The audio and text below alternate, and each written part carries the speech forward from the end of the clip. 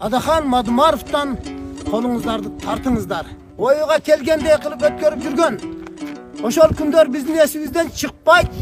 Куугундукту токтотуп, мына элдин камын ойлой турган жакшы иштерди баштасаңар жакшы болот эле. Элдин кызырыга тийбеңиздер. Эл итак эле тоюп, бензин жетимишке чыгып, калган продукталар патология жетти. Bundan başka işinizler kurup kaldı. Bilemiz sizlerin arkanızlarda kimler turganındagı uğup turabız, bilip turabız. Sizler öz bir mizamdı, protokoldu. Ne ol kanday protokol? Oşan oval bir jakşı, bir yuristten bir surab kıcırdı kaynatmаңыздар, urmatlı tuğandar. Adaхан Кызманбаевичке урган куугунтуңуздар, токтотуңуздар. Элдин кышырына тийбеңиздер. Биздин талабыбыз ушул. Саламатсыңарбы, урматтуу кыргыз элим, калайык калк. Biz Алыскы Баткен областынын Leylek районунун Коргон айылынын жашоочулары.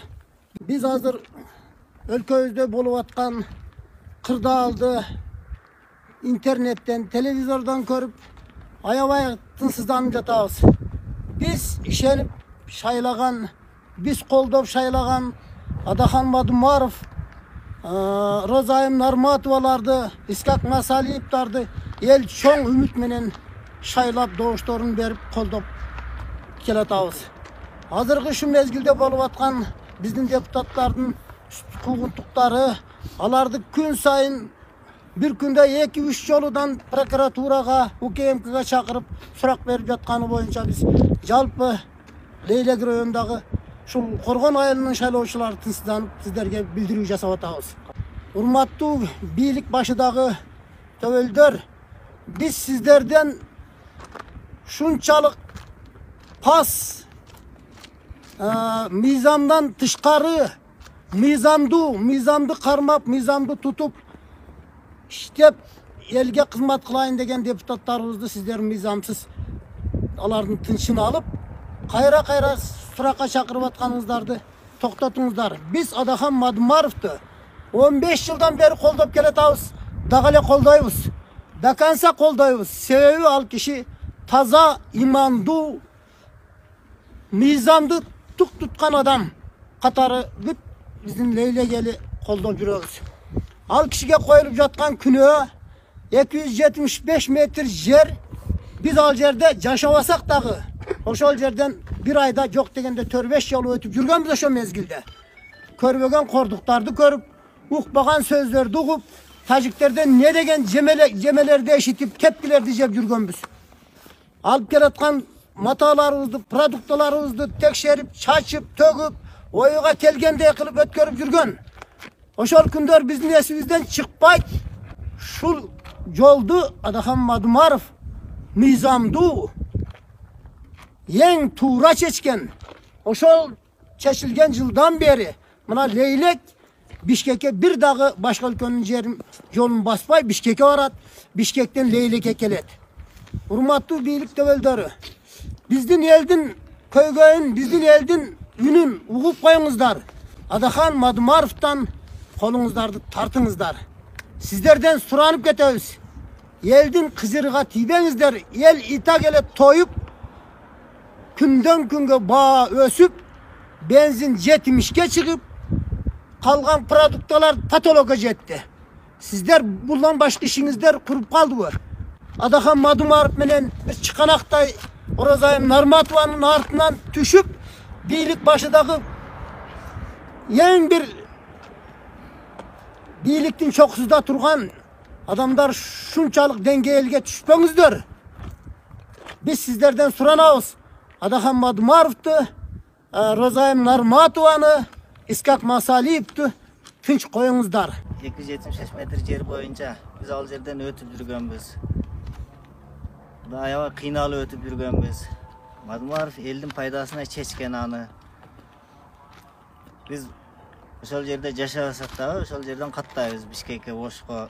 Эгер жооп койсо ошол мурда пост болгон ал жерде көп жаштар аны билбейт экен азыр.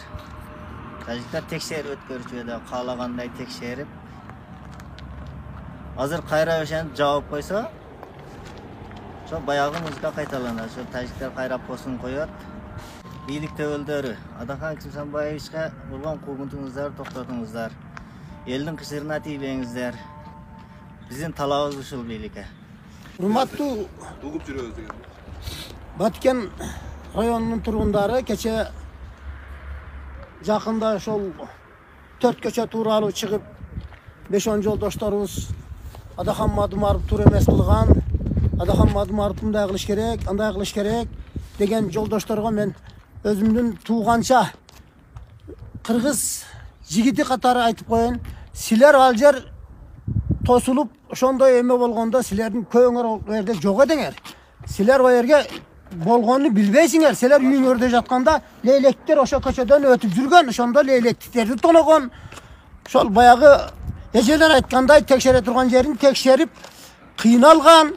Силер өнтүп бизди лейлектиктерди бул жерден мондой болгонун билгенибиз өткөр. Силер өткөрсөңөр эм өткөрбөсөңөр эм өтөбүз биз ол жолдон. О силердин атаңардан калган жол эмес. Антип эме кылып бөлүп сүйлөп эме кылбагыла. Лейлектиктер керек болсо ошо жолду билет. Башынан аягына чейин көпүрө кандай болуп бүткөн, жол кандай болуп бүткөн, аны кимдер келип чечкен.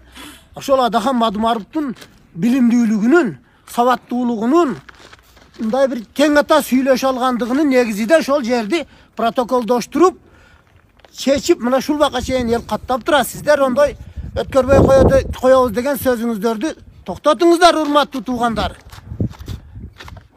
Антип бөлүп жарып, андай мындай деп бирөөлөрдүн сөзүнө кирип эме кылбаңыздар. Билебиз сиздердин аркаңыздарда кимдер турганын дагы угуп турабыз, билип турабыз. Силер өзү бир мыйзамды, протоколду, эмне бул кандай протокол? Ошону ал бир жакшы бир юристтенби, сону билген адамданбы сурап алыңыздар. Өнтүп эле бирөөлөрдүн тилине кирип, мындай кылып чыгып сүйлө, андай кылып чыгып сүйлө десе чыгып сүйлөп, мынтип кыжырды кайнатпаңыздар, урматтуу туугандар.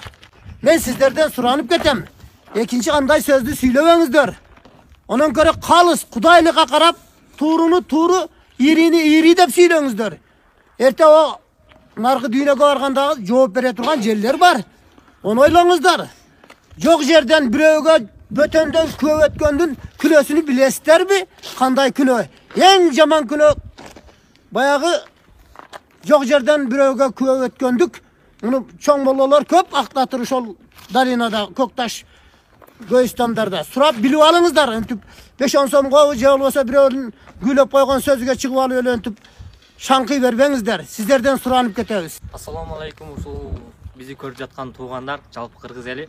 Сиздерге менин кайрылуум жогорку кеңештеги бийликтегилерге.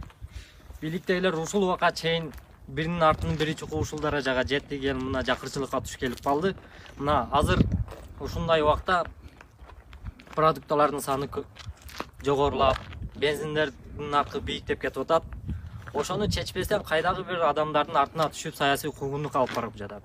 Силер 30 жылдан бери ушунун артынан жүрөсүңөр. Элдин камын эч ойлогон жоксуңар. Бизге окшогон жаштар чет жерлерде мигрант болуп жатат. Кыргыз эли, кыргыз бийлиги эч качан элди баккан эмес ушул убакка чейин. Азыр деле кыргыз эли өзүн өзү багып келет, даже бийликти кошуп багат. Ошого байланыштуу мен ушул сөздөрдү айткым келип турат.